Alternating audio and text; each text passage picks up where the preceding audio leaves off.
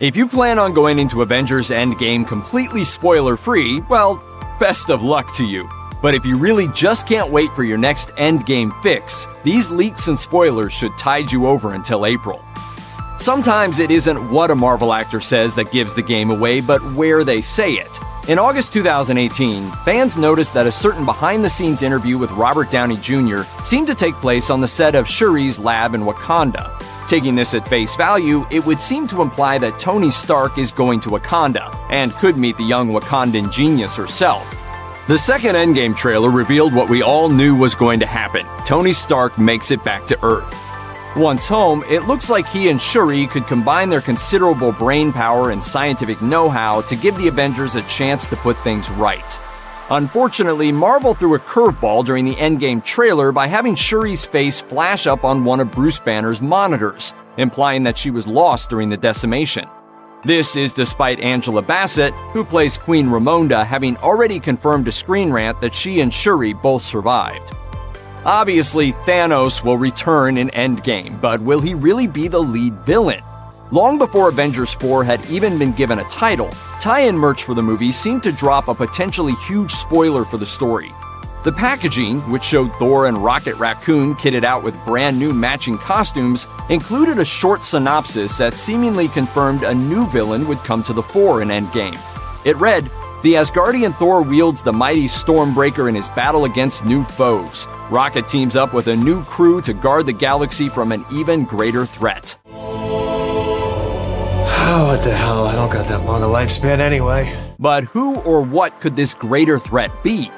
If Endgame follows the plot of the Infinity Gauntlet comic, Nebula could end up as the main antagonist. But there are a whole host of other villains who could end up facing down the Avengers.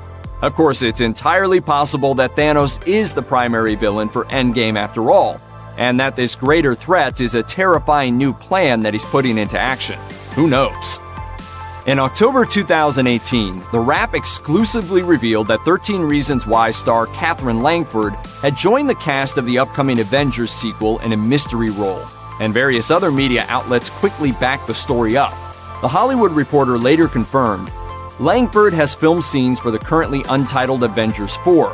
Character details were not available and Marvel Studios had no comment.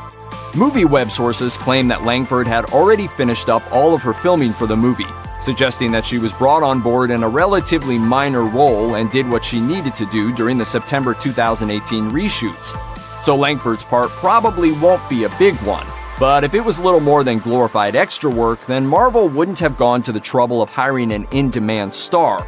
She got a much-deserved nod at the Golden Globes 2018 for her work as Hannah Baker in teen drama 13 Reasons Why, the first season of which was a massive hit for Netflix. Marvel and Disney clearly know a rising star when they see one, but just how important Langford is to Endgame has yet to be seen. Don Cheadle's Colonel James Rhodes was badly injured during the events of Captain America: Civil War, but Tony Stark's loyal Air Force buddy came back from the brink of paralysis to join the fight against Thanos in Infinity War. Rhodey was one of the few heroes who survived the Mad Titans mass genocide in that movie, meaning he'll be among those who rally against the villain in Endgame, and he'll apparently be doing so in some badass new armor. Boom, you looking for this?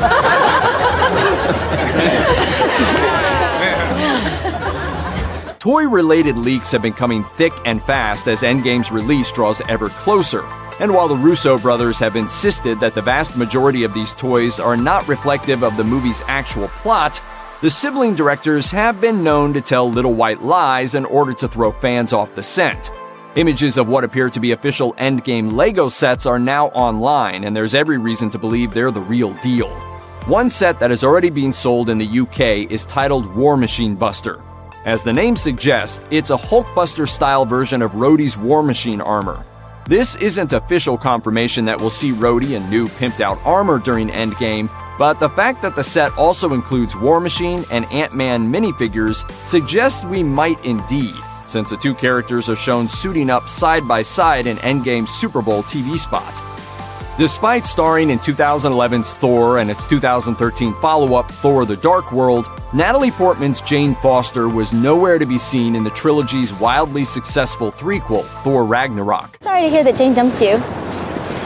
She didn't dump me, you know.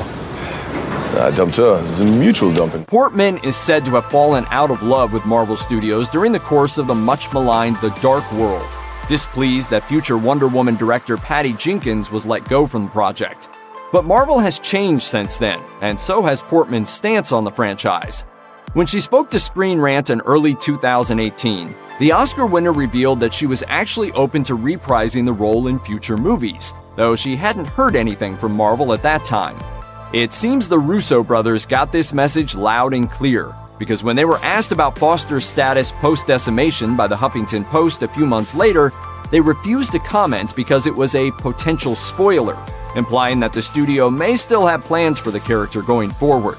Of course, Foster is one of the MCU's leading astrophysicists, so her skills